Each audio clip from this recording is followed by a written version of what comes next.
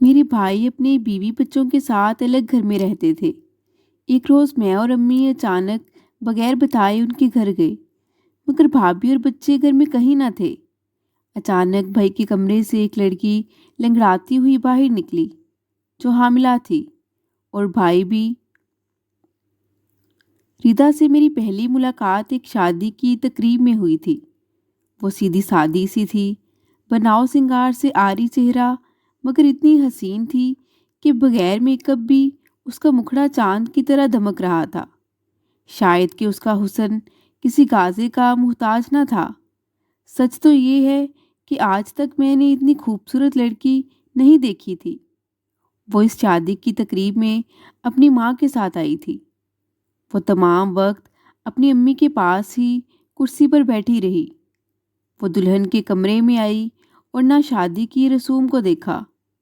وہ بہت معصوم اور شرمیلی سی تھی۔ شاید کہ اسے شوق لڑکیوں کی طرح ادھر ادھر گھومنا پھرنا پسند نہیں تھا، لیکن اس کے چہرے پر جیسے کسی پریشانی کے آثار تھے۔ اس کی امی نے کھانا ایک پلیٹ میں اسے لا کر دیا اور پھر وہ کھا کر اپنی ایک سہیلی کے ساتھ محو گفتگو ہو گئی۔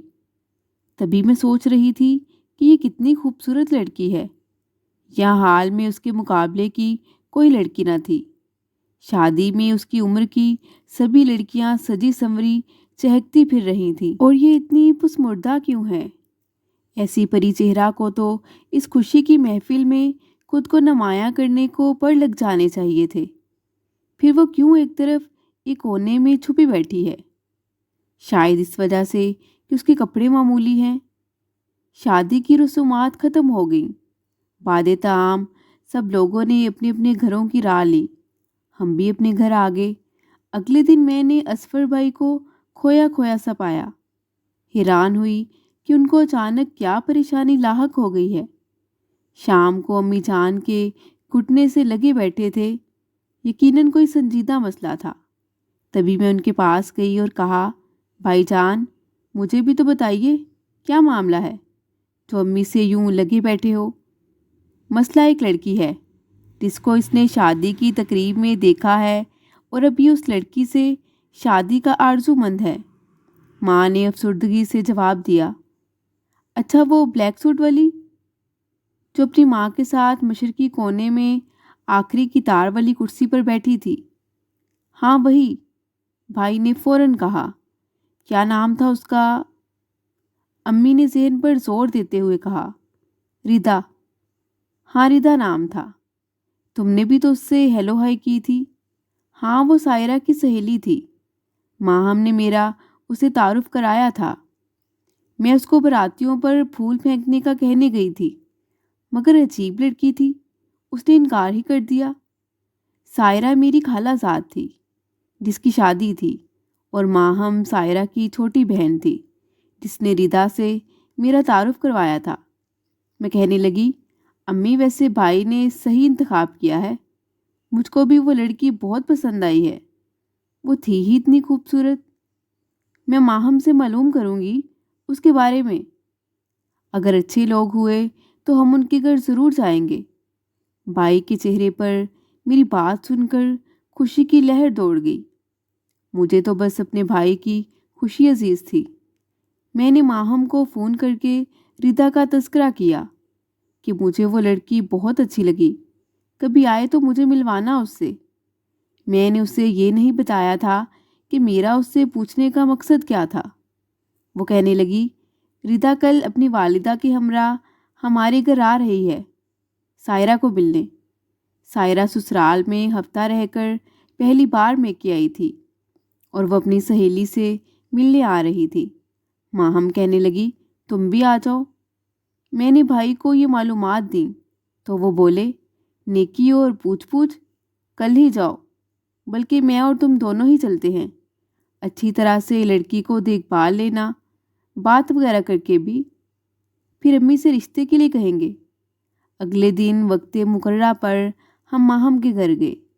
ریدا کی ماں پہلے سے آئی ہوئی تھی، مگر ریدا نہیں آئی تھی۔ اس کی ماں نے بتایا کہ جن بچوں کو وہ ٹیوشن پڑھاتی ہے ان میں سے ایک گھر کے بچوں کی اسکول میں پیرنٹس ٹیچر میٹنگ تھی۔ اس لیے ان بچوں کی ماں اسے اپنے ساتھ اسکول لے گئی ہے کہ تم بھی ان کی ٹیچر سے ان کے بارے میں پوچھ لینا۔ بھائی کا چہرہ اداس ہو گیا اور میری بھی خوشی جیسے ایک لمحے کو ختم ہو گئی۔ اس کی ماں ہمارے برابر صوفے پر بیٹھی تھی۔ تھوڑی دیر باتیں کرنے کے بعد ہم اپنے گھر آ گئے۔ کچھ دن بعد مجھے پتہ چلا کہ ردا خالہ کے گھر آئی ہوئی ہے۔ میں نے فوراً بھائی کو بتایا اور میں ماہم سے ملنے کے بہانے اور بھائی مجھے وہاں چھوڑنے کے بہانے ہم دونوں خالہ کے گھر چلے گئے۔ ہم سائرہ سے ملے۔ ردا سائرہ کے پاس ہی بیٹھی تھی۔ میں اور بھائی بھی اس کمرے میں سائرہ اور ماہم کے پاس بیٹھ گئے۔ ردا ہمارے برابر والے صوفے پر بیٹھی تھی۔ اپنی عمدہ گفتگو اور بات چیت کے انداز سے اس نے ہمارا دل مول لیا۔ وہ ایک پڑھی لکھی بہت سلجھی ہوئی لڑکی تھی۔ کچھ دیر باتیں ہوتی رہیں۔ میں نے دل میں پکا ارادہ کر لیا کہ اسی لڑکی کو اپنی بھابھی بناؤں گی، چاہے جو بھی ہو۔ بھائی کا چہرہ بھی بہت کھلا ہوا تھا۔ جب وہ جانے کو اٹھی تو یہ دیکھ کر میں اور بھائی سخت پریشان ہو گئے کہ وہ لنگڑا کر چل رہی تھی۔ میں اور بھائی دونوں ایک دوسرے کی طرف دیکھنے لگے۔ میں دل میں سوچنے لگی، اچھا یہ بات تھی شادی کے دن اس کے ایک ہی جگہ بیٹھے رہنے کی۔ میرے خدا، اس بیچاری بے حد حسین لڑکی میں یہ کتنی بڑی کمی تھی۔ جب وہ لنگڑا کر چلتی تو کسی کی نظر بھی اس کے خوبصورت چہرے پہ نہ جاتی، بلکہ اس کی ٹانگ کو دیکھنے لگتے تھے۔ وہ شاید اسی باعث احساس کمتری کا شکار تھی، اور شاید اسی لیے اس دن کونے میں ایک طرف پریشان چہرے کے ساتھ بیٹھی رہی۔ اس عیب سے ہماری امیدوں پر گھڑوں پانی پڑ گیا۔ بھائی اصفر بھی بجھ کر رہ گئے۔ گھر آئے تو بہت افسردہ تھے۔ میں سوچنے لگی کہ انہوں نے ردا کے ساتھ رشتے کی خواہش کو اس کے معذور ہونے کی وجہ سے ختم کر دیا ہے۔ بھائی کو افسردہ دیکھ کر میرا دل بھی بے چین ہو گیا۔ سوچنے لگی، اے کاش میں کسی طرح ان کا دکھ بانٹ سکوں۔ جانتی تھی کہ اگر بھائی اب بھی ردا سے شادی کا ارادہ رکھتے بھی ہوں تو یہ ناممکن تھا۔ امی اور ابو اس رشتے پر کبھی راضی نہ ہوتے، لہٰذا اب اس نکتے پر سوچنا فضول تھا۔ مجھ کو اپنے بھائی سے اس مسئلے پر بات کرنے کی جرأت نہ ہوئی تو خاموشی اختیار کر لی۔ تاہم دیکھ رہی تھی کہ میرا بھائی بہت افسردہ رہنے لگا ہے۔ یقیناً کوئی روگ ان کو لگ چکا تھا جو اندر ہی اندر تکلیف دے رہا تھا۔ خالہ کا بڑا بیٹا لندن سے پاکستان آیا۔ ایک روز خالہ نے ہمیں فون کیا کہ میرے گھر بیٹے کی آمد کی خوشی میں دعوت ہے، تم لوگوں نے ضرور آنا ہے۔ ظاہر ہے دعوت قبول نہ کرنے کی کوئی وجہ ہی نہ تھی، لہٰذا خالہ کی خوشی میں شرکت کو ہم بھی گئے۔ باتوں باتوں میں پتہ چلا کہ ردا کا گھر خالہ کے پڑوس میں ہی ہے، کیونکہ اس کی والدہ بھی دعوت میں آئی تھی، مگر ردا نہیں آئی تھی۔ وہ بہت اخلاق والی عورت تھی۔ جب دعوت تمام ہوئی تو ردا کی ماں نے اصرار کیا کہ آپ لوگ میرے گھر آئیں۔ ان کے اصرار پر میں اور امی ان کے گھر چلے گئے، کیونکہ مجھے بھی ردا سے دوبارہ ملنے کا اشتیاق تھا۔ اس کے حسن و سادگی میں بے حد کشش اور اس کی خاموش ساتھ میں ایک عجیب سا سحر تھا۔ جب ہم ان کے گھر گئے تو دیکھا کہ ان کا گھر ویرانی کا منہ بولتا ثبوت تھا، جس سے ان کی مالی حیثیت اور خستہ حالی عیاں تھی۔ وہاں شربت سے ہماری تواضع کی گئی۔ مفلسی کے باوجود اس جگہ سکون تھا۔ اگر شکل و صورت کو مد نظر رکھا جاتا تو شاید میری ماں ان کی خستہ حالی کے باوجود ذرا بھی توقف نہ کرتی اور ردا کو اپنی بہو بنا لیتی۔ لیکن ایک ذرا سی بات اور بھی تھی جو رشتہ نہ کرنے کی بڑی وجہ بن گئی تھی۔ ردا بہت خوش اخلاقی سے ملی۔ تھوڑی دیر بعد ہم گھر آ گئے اور اس کا خیال دل سے نکال دیا، مگر میرے بھائی کے دل و ذہن سے اس کا خیال شاید نہ جا سکا۔ تبھی وہ ایک روز از خود اکیلے ان کے گھر گئے۔ اس کی ماں سودا لینے گئی ہوئی تھی۔ بھائی نے ردا سے کہا، شاید مجھ کو تمہیں دل کی بات کہنے کا دوبارہ موقع نہ ملے، لیکن اگر خدا کو منظور ہوا تو میں تمہارا سہارا بنوں گا۔ وہ یہ سن کر سہم سی گئی، پھر کہنے لگی، آپ کو زمانے کا اندازہ نہیں۔ زمانے کی بات چھوڑیے، خدا آپ کے خاندان والے بھی کبھی اس رشتے پر راضی نہ ہوں گے، بلکہ آپ کو پاگل کہیں گے، اس لیے مجھ سے شادی کا خیال چھوڑ دیں۔ بھائی کہنے لگے، خدا بہتر کرے گا، انشاءاللہ۔ کوئی انسان جب اچھا کام کرنا چاہے تو اس رستے میں مشکلات تو آتی ہی ہیں۔ ردا یہ سن کر کہنے لگی، مگر اب آپ چاہیے، امی جان آ گئیں تو ان کو کہیں بدگمانی نہ ہو جائے۔ میں نہیں چاہتی کہ میری زندگی اور مشکل ہو جائے، جو پہلے ہی بہت کٹھن ہے۔ اس کے ان الفاظ نے میرے بھائی کے دل پر اثر کیا اور وہ فوراً ان کے گھر سے نکل گئے۔ اس نے گھر آ کر امی کو ردا سے رشتہ جوڑنے پر کافی قائل کرنے کی کوشش کی، مگر وہ ایک لنگڑی لڑکی کو بہو بنانے پر رضامند نہ ہوئیں۔ والد صاحب نے بھی صاف منع کر دیا، بلکہ وہ بھائی کے ساتھ کافی سختی سے پیش آئے۔ والد صاحب نے بھائی کی شادی اپنی بہن کی بیٹی سے طے کر دی۔ بھائی بالکل خوش نہ تھے، مگر مجبور ہو کر شادی کر لی، اور یوں زہرا میری بھابھی بن کر ہمارے گھر آ گئی۔ زہرا بھی بہت اچھی لڑکی تھی، ہماری کزن تھی، اس لیے ہم میں پہلے ہی گلی ملی ہوئی تھی۔ زندگی کا چلن ہے روا دوا رہنا، ہر چیز معمول کے مطابق تھی۔ اب ہم سب زہرا بھابھی کو گھر لا کر خوش اور مطمئن تھے۔ اظفر بھائی اور زہرا بھابھی ہنسی خوشی زندگی بسر کرنے لگے۔ بھابھی کی زندگی میں کسی شے کی کمی نہ تھی۔ ان کی والدہ حیات نہ تھی، سگا بھائی بھی کوئی نہیں تھا، البتہ سوتیلے بھائی بھی سگوں سے بڑھ کر تھے۔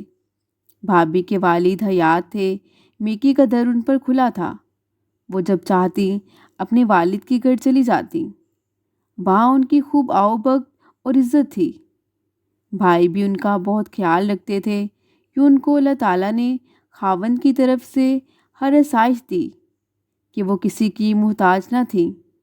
سوتیلے بہن بھائی بھی ان سے بہت محبت کرتے تھے، وہ ان کی بھی اکلوتی بہن تھی، یوں ان کو کبھی یہ احساس نہیں ہوتا تھا کہ ان کی والدہ نہیں ہیں۔ حالانکہ کہتے ہیں کہ میکا ماں سے ہوتا ہے، لیکن ان کے لیے میکا ان کے والد اور بھائیوں ہی سے تھا۔ اب اظفر بھائی بیوی کا اتنا خیال رکھتے کہ زہرا بھابھی کو خود اپنے آپ پر رشک ہوتا۔ کبھی کبھار تو وہ کہتی کہ اظفر، میرا اتنا زیادہ خیال نہ کیا کرو، تمہاری اتنی محبت سے مجھے دھڑکا سا لگا رہتا ہے کہ کہیں یہ محبت مجھ سے چھن نہ جائے۔ بیٹے کو بھی خوش پا کر میرے والدین مسرور تھے کہ انہوں نے زہرا کو بہو بنا کر غلطی نہیں کی۔ اپنی جاب کے سلسلے میں بھائی اسلام آباد چلے گئے اور زہرا بھابھی بھی ان کے ہمراہ چلی گئیں۔ ایک روز جب میں والدہ کے ساتھ اسلام آباد ہسپتال میں چیک اپ کے لیے آئی تو امی کہنے لگیں کہ بھائی سے بھی مل کر جاتے ہیں۔ بھائی کو فون کیا لیکن وہ فون نہیں اٹھا رہے تھے۔ میں نے بھائی کے آفس فون کیا اور وہاں سے ان کے گھر کا پتہ لیا۔ ہم دونوں ماں بیٹی اس پتے پر گھر پہنچے، مگر بھابھی اور بچے گھر میں کہیں نہیں تھے، اور پھر یہ دیکھ کر ہمارے پیروں سے زمین نکل گئی کہ ایک لڑکی بھائی کے ساتھ کمرے میں بیڈ پر بیٹھی تھی۔ ہمیں دیکھ کر وہ اٹھ کھڑی ہوئی اور لنگڑاتی ہوئی کمرے سے باہر نکلی، اور یہ کوئی اور نہیں بلکہ ردا تھی، اور امید سے تھی۔ جب امی نے بھائی سے پوچھا کہ یہ لڑکی یہاں کیا کر رہی ہے تو انہوں نے بات گول مٹول کرنا چاہی۔ امی جب ان سے غصے میں پوچھنے لگیں تو انہوں نے کچھ سوچتے ہوئے کہا کہ یہ میری ملازمہ ہے۔ امی کہنے لگیں، پھر یہ تمہاری بیوی کی غیر موجودگی میں تمہارے ساتھ تمہارے بیڈ پہ کیوں بیٹھی ہے؟ بھائی بہانے لگانے لگے کہ اس کے چوٹ لگی تھی، اسی وجہ سے بیٹھی تھی۔ شاید کہ بھائی کو گھبراہٹ میں خود بھی سمجھ نہ آ رہا تھا کہ وہ کیا کہہ رہے ہیں۔ امی نے ردا سے پوچھا تو وہ بھی کہنے لگی کہ میں یہاں ملازمہ ہوں۔ مگر بعد میں حقیقت کچھ اور نکلی۔ جن دنوں بھائی زہرا بھابھی کے ساتھ خوش و خرم زندگی بسر کر رہے تھے، اچانک ایک دن وہ کسی کام سے اس راستے پر جا رہے تھے کہ جدھر ردا کا گھر تھا۔ انہوں نے پکی سڑک سے گاڑی کچے روڈ پر ڈالی ہی تھی کہ سامنے سے انہیں دو عورتیں آتی دکھائی دیں۔ جب وہ نزدیک آئیں، بھائی نے انہیں پہچان لیا۔ انہوں نے بھی بھائی کو پہچان لیا تھا۔ ایک ان میں ردا اور دوسری اس کی والدہ تھی۔ انہوں نے گاڑی روک کر ان سے پوچھا کہ آپ نے کہاں جانا ہے؟ آئیے میں آپ کو چھوڑ دوں۔ اس وقت بھی ردا بیساکھی کے سہارے چل رہی تھی۔ وہ عورت کہنے لگی، بیٹا ہم گاؤں سے آ رہے تھے اور اب اپنے گھر جانا ہے۔ پکی سڑک تک آ پہنچے ہیں، گھر زیادہ دور نہیں ہے، ہم چلے جائیں گے۔ بھائی کہنے لگے، آئیے بیٹھ جائیے، میں پہنچا دیتا ہوں۔ اظفر بھائی کی اصرار پر وہ دونوں ان کی گاڑی میں بیٹھ گئیں۔ جب ان کا گھر آ گیا تو ردا کی ماں اصرار کرنے لگیں کہ بیٹا اگر تم 2 گھڑی کو آ جاؤ، تمہاری مہمانداری سے مجھے خوشی ہوگی۔ بزرگ خاتون کے اصرار پر بھائی نے ان کا کہا مانا اور ان کے گھر چلے گئے۔ ردا کچن میں چائے بنانے چلی گئی اور اس کی ماں بھائی سے باتیں کرنے لگی۔ باتوں باتوں میں اس نے بتایا کہ اسے بیوہ ہوئے 12 برس گزر چکے ہیں، بیٹا کوئی نہیں ہے، لہٰذا دونوں ماں بیٹی اکیلی رہتی ہیں۔ بھائی کو اس بوڑھی عورت کے حال زار پر ترس آیا۔ کہا کہ خالہ جی آپ پریشان نہ ہوں، بلکہ مجھ کو اپنا بیٹا ہی سمجھیں۔ آپ میرا فون نمبر لے لیں، آپ کو جو کام ہو مجھے بتا دیا کریں۔ یہ میرا کارڈ لے لیں، کبھی ضرورت ہو جب بلوائیں گی میں حاضر ہو جاؤں گا۔ وہ عورت دعائیں دینے لگی کہ جیتے رہو، جس ماں کے تم لال ہو وہ بڑی خوش نصیب ہے۔ اتنے میں ردا چائے لے کر آ گئی۔ اس کے ہاتھ کی بنی چائے خوش ذائقہ تھی اور وہ ٹرے میں بڑے سلیقے سے رکھ کر لائی تھی۔ بھائی پوچھنے لگے، خالہ آپ کیسے گھر چلاتی ہیں؟ آپ کو ان دنوں تو کوئی پریشانی نہیں ہے؟ اگر ہو تو مجھے آگاہ کیجیے، میرے بس میں ہوا تو پوری کوشش کروں گا کہ آپ کے کام آ سکوں۔ جی بیٹا، پریشانی تو بہت بڑی ہے، مجھے میری بیٹی کی شادی کی پریشانی کھائی جاتی ہے۔ میں چاہتی ہوں کہ کسی اچھے نیک انسان سے میری ردا کی شادی ہو جائے تو میں سکون کی ابدی نیند سو سکوں۔ بھائی نے کہا کہ میں کوشش کروں گا۔ جب اظفر بھائی جانے لگے تو انہوں نے کہا، بیٹا کبھی کبھار چکر لگا لیا کرو، مجھے بہت اچھا لگے گا۔ بھائی نے کہا، ٹھیک ہے خالہ، میں ضرور کسی دن دوبارہ آپ کی طرف چکر لگاؤں گا۔ اس دن سے اظفر بھائی نے دوبارہ سے اس گھرانے کے بارے میں سوچ بچار شروع کر دی۔ کچھ دنوں بعد بھائی دوبارہ وہاں گئے۔ اس کے بعد تو ان کا وقتاً اس گھر کا چکر لگنے لگا۔ اس عورت نے بتایا کہ ان کے گھر کا گزارا ردا کے ٹیوشن پڑھانے پر ہوتا ہے۔ محلے کے کافی بچے اس کے پاس ٹیوشن لینے آتے تھے۔ بھائی نے کسی سے ذکر نہ کیا کہ وہ اس فیملی سے ملتے ہیں۔ وہ ان کے گھر جاتے ہوئے ان کی ضرورت کی اشیاء بھی لے جاتے تھے۔ اس طرح میرے بھائی کا ردا کے گھر آنا جانا، کھانا پینا بڑھتا گیا اور ہمیں اس بات کی کوئی خبر نہیں تھی۔ ایک روز اس خاتون نے باتوں باتوں میں پوچھا، بیٹے کیا تمہاری شادی ہو چکی ہے؟ بھائی نے ایک لمحے کو سوچا اور پھر کہا، نہیں خالہ جی، ابھی نہیں ہوئی ہے۔ اس پر خاتون نے بغور ان کے چہرے کو دیکھا اور جھجکتے ہوئے بولی، اے کاش میری بیٹی معذور نہ ہوتی، اور تو ردا میں کوئی کمی نہیں ہے، بس ٹانگ کا مسئلہ ہے۔ اسے یہ مسئلہ پیدائشی نہیں ہے، بچپن میں سیڑھیوں سے گر گئی تھی، مناسب علاج نہ ہوا اور یوں میری بیٹی عمر بھر کے لیے معذور ہو گئی۔ اب میں سوچتی ہوں میں تو اب بوڑھی ہو چکی ہوں، میرے بعد اس کا کیا ہوگا؟ مایوسی کفر ہے اماں جی، آپ نے مجھے بیٹا بنایا ہے تو بیٹا بن کر دکھاؤں گا، لیکن بیٹے بھلا کون کرے گا اس لنگڑی سے شادی؟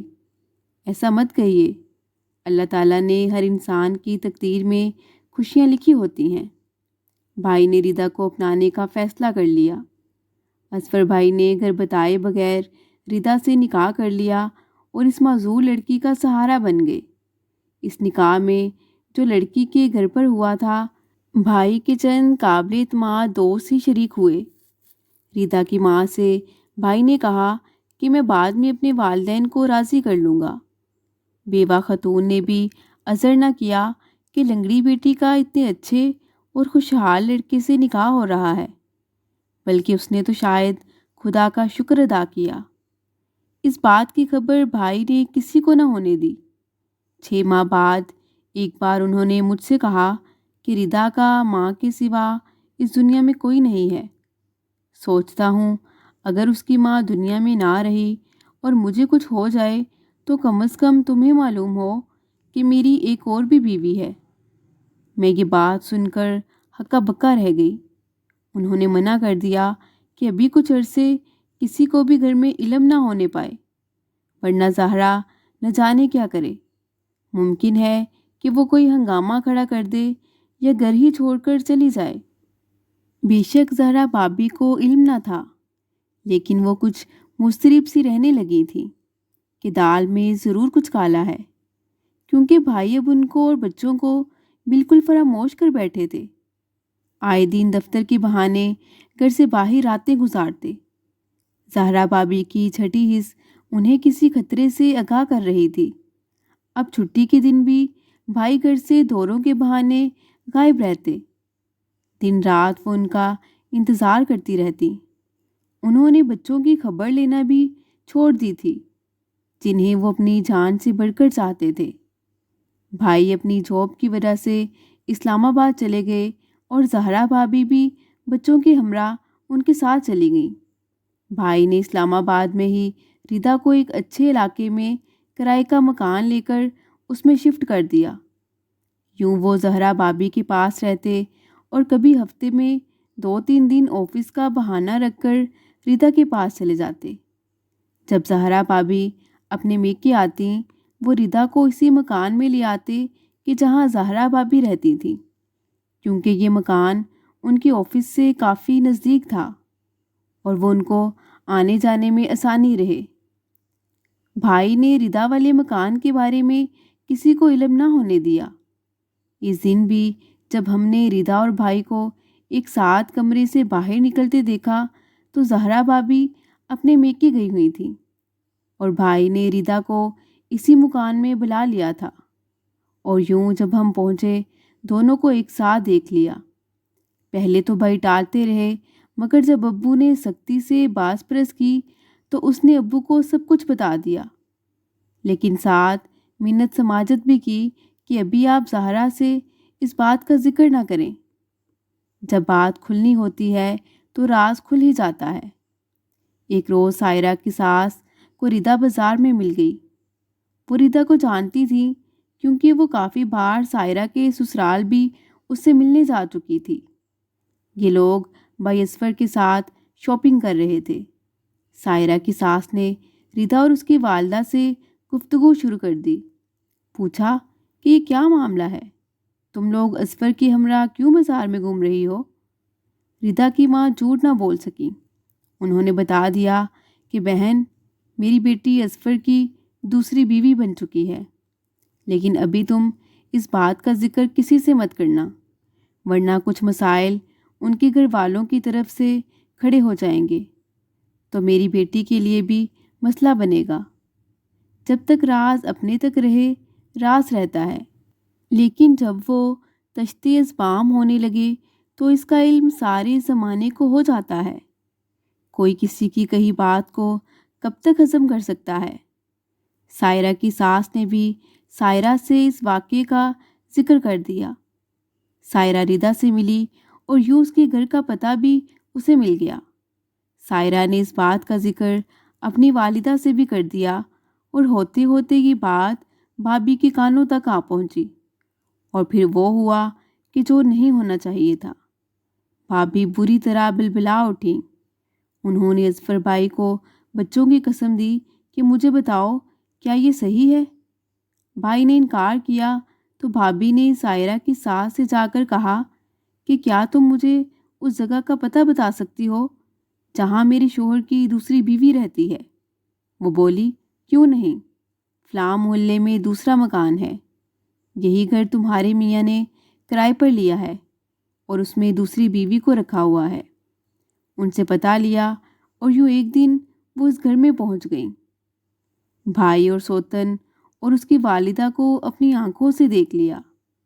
اصفر، تم نے مجھے کتنا بڑا دھوکہ دیا ہے، اور اس مکار عورت نے بھی ایک شادی شدہ شخص کو بیٹی دے دی۔ اس پر ردا کی ماں بولی، انہوں نے خود کو غیر شادی شدہ بتایا تھا، ورنہ میں اپنی بیٹی کی شادی اس سے نہ کرتی۔ یہ بات اس کی صحیح تھی، مگر اب اصفر بھائی شیر ہو گئے کیونکہ زہرا پر سوتن تو ڈال چکے تھے۔ بولے، تم کیوں یہاں ہنگامہ کرنے چلی آئی ہو؟ گھر چلو۔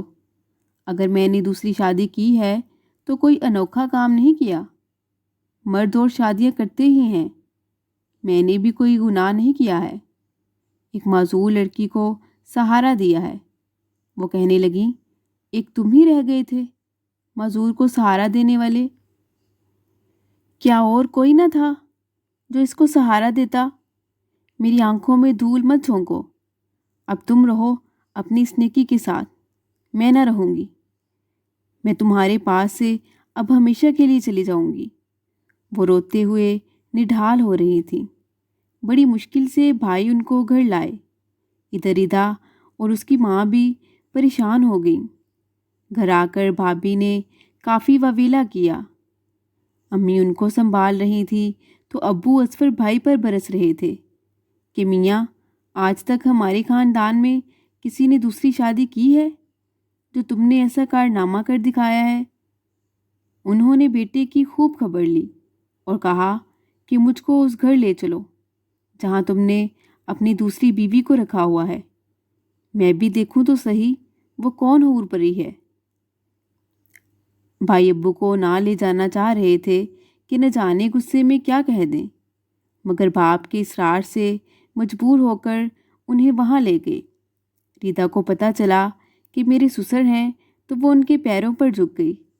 اس کی ماں بھی خوب رو رہی تھی۔ ان کی حالت زار پر ابو کا دل خوف خدا سے لرز گیا۔ کہا کہ ایک بیوہ مجبور اور اس کی معذور لڑکی میں کیسے گھر سے نکال سکتا ہوں کہ جو میرے بیٹے کے عقد میں آ چکی ہے۔ انہوں نے صبر سے کام لیا، ردا کے سر پر شفقت کا ہاتھ رکھا اور پھر خاموشی سے بغیر ان لوگوں کو کچھ کہے لوٹ کر گھر آ گئے۔ ابو گھر آئے تو زہرا بھابھی اپنا سامان باندھ چکی تھیں۔ انہوں نے بہت روکا مگر وہ میکے چلی گئیں۔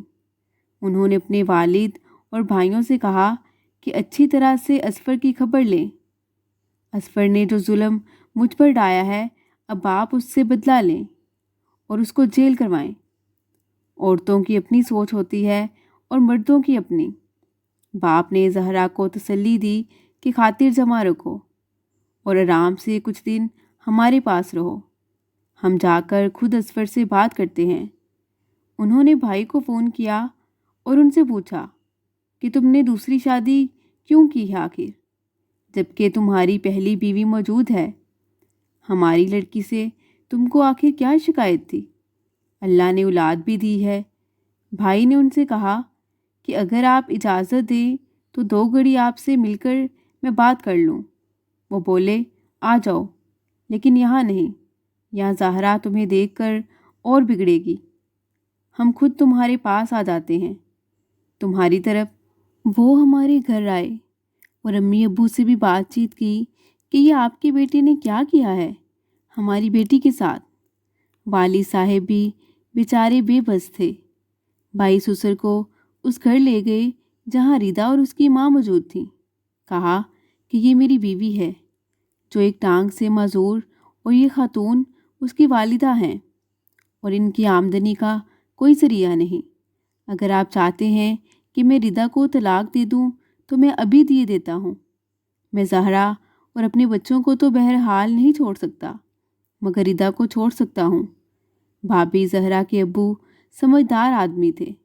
انہوں نے ان ماں بیٹی کو بغور دیکھا۔ जो हसनों मलाल की तस्वीर बनी हुई थी। खुदा जाने रिदा के चेहरे पर कितना दुख भरा हुआ था कि हमारे फूफा का दिल नरम पड़ गया और वो कुछ कहे बगैर ही वहाँ से चले गए। बाद में फ़ोन करके उन्होंने भाई से कहा कि तुम्हें दूसरी शादी करनी तो नहीं चाहिए थी, मगर अब अगर गलती की है तो निभाओ। मैं ज़हरा को समझाने की कोशिश करूँगा। मैं इस माजूर यतीम बच्ची की आह नहीं ले सकता। जब सुसर ने असफर भाई की गलती को दरगुजर कर दिया तो अम्मी अब्बू ने भी सुख का सांस लिया। अब मामला था ज़हरा भाभी को राज़ी करने का कि वो किसी तौर अपने घर वापस आ जाएं, लेकिन वो अड़ी रहीं। उनको वालिद और भाइयों ने भी समझाया, मगर उनकी एक ही रट थी कि वो रहेगी या मैं रहूँगी। एक म्यान में दो तलवारें किसी सूरत नहीं रह सकती। कुछ दिन तो दुखी समझकर भाभीयों ने उनका चाव किया, मगर फिर उनका रवैया ज़हरा भाभी से बदलने लगा। भाई भी रूखे सूखे लहजे में कलाम करने लगे। रफ्ता रफ्ता उनको एहसास होने लगा कि जो इज्जत उनकी शोहर के घर में है वो मेके में नहीं। जूं जूं वक्त गुजरता जाएगा वो और ज़्यादा कम कीमत होती जाएंगी, यहाँ तक कि दो कौड़ी की कदर बाकी न रह जाएगी। इधर जब असफर भाई मिन्नतें कर कर के हार गए तो कहा कि ज़हरा ठीक है, तुमको अलग होना है तो रहो, अब तुमको कभी लेने ना आऊँगा, ताकि तुम भाइयों के यहाँ दरबदरी का मज़ा भी चखो। मैं रिदा को घर ले आऊँगा। भाई 1 साल तक ज़हरा भाभी की तरफ गए और ना उनको फ़ोन किया। अचानक एक रोज़ ज़हरा भाभी का फ़ोन आ गया। कहा कि असफर से कहो जल्दी आ जाए, अमार की तबीयत बहुत ख़राब है और उसको डॉक्टर को दिखाना है। ये सुनकर असफर भाई भी ना ठहर सके। गाड़ी निकाली और इसी वक्त ज़हरा भाभी के बड़े बेटे की हालत ख़राब थी। दोनों उसको अस्पताल ले आए और दाखिल करा दिया। 15 रोज़ अस्पताल में रहने के बाद अमार की तबीयत संभली और जब हॉस्पिटल से छुट्टी हुई तो भाई बीवी बच्चों को उनके नाना के घर ले जाने की बजाय अपने घर ले आए। इस वाक़ये ने ज़हरा भाभी को खामोशी से हथियार डालने पर मजबूर कर दिया। उनको इल्म हो गया कि शोहर का घर फिर भी बेहतर है। बच्चों ने भी कह दिया कि मामा आपको मामू के घर रहना है तो रहें, हम अपने दादा दादी और पापा के साथ रहेंगे। आज ज़हरा भाभी और रिदा दोनों ही मेरी भाभियाँ हैं, अगरचा भाई ने उनको अलहदा-अलहदा रखा हुआ है। एक दिन वो उसके पास और एक दिन भाभी ज़हरा के पास होते हैं। रिदा भाभी के 2 बेटे हैं और ज़हरा भाभी के 3 बच्चे हैं। जब ज़हरा भाभी का सोचती हूँ तो मुझे दुख भी होता है, लेकिन जब रिदा का सोचती हूँ तो दिल में सुकून का एहसास भी होता है कि चलो आज इस माजूर लड़की को सहारा मिल गया है, क्योंकि उसकी वालिदा भी इंतकाल कर चुकी हैं। वो सौतन के साथ भी अपनी ज़िंदगी में बहुत खुश और मुतमईन हैं। मज़ीद दिलचस्प सच्ची कहानियों के लिए चैनल को सब्सक्राइब करें।